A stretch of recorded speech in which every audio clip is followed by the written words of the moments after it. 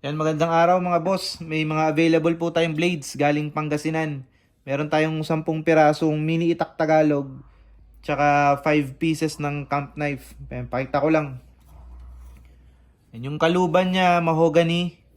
Yan, ginamitan ng wood stain para maging dark. Yan, may belt loop siya. Yan, may butas din dito, pwede nyo lagyan ng paracord. Yan, yung handle niya, adaan wood. Yung handle scales, adaan wood. Yan. Yung talim, 5160 high carbon steel, oil quench. Yan, ito, makapal yung tang niya. Mabigat din siya. Adaan wood yung handle. Double blade siya mga boss, ito, dito. Yan, may talas po yan. 5 inches yung yung talim. Tapos 4 inches yung handle niya.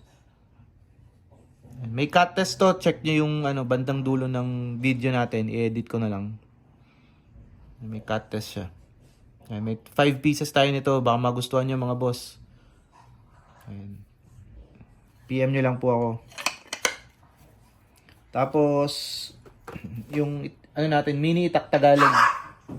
Isa sa mga natin, best seller natin yan. Mahogany yung kaluban.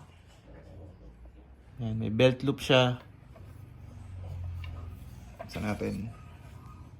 Yan. 12 inches yung yung pinaka niya, talim niya. Nasa natin. Yan. 12 inches yung talim.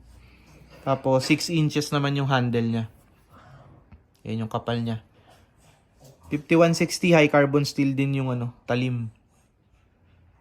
Yan, oil quench. Yan yung kapal.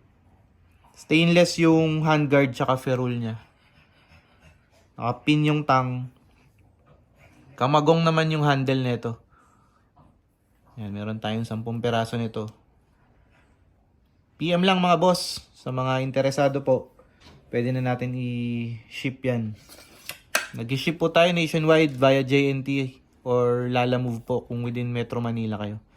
Yan. Sa mga nakakapanood sa YouTube, check nyo lang po yung description ng nung video natin. Nandiyan po yung link sa Facebook natin. Para masend ko po yung mga yung mga actual picture ng mga available po. Yan. May mga mahaba pa rin tayo mga boss. Yung dahong palay, naitak Tagalog, tsaka ginunting. Meron pang mga tig 3 pieces ata. Yan. So PM na lang mga boss. Salamat po. Salamat po.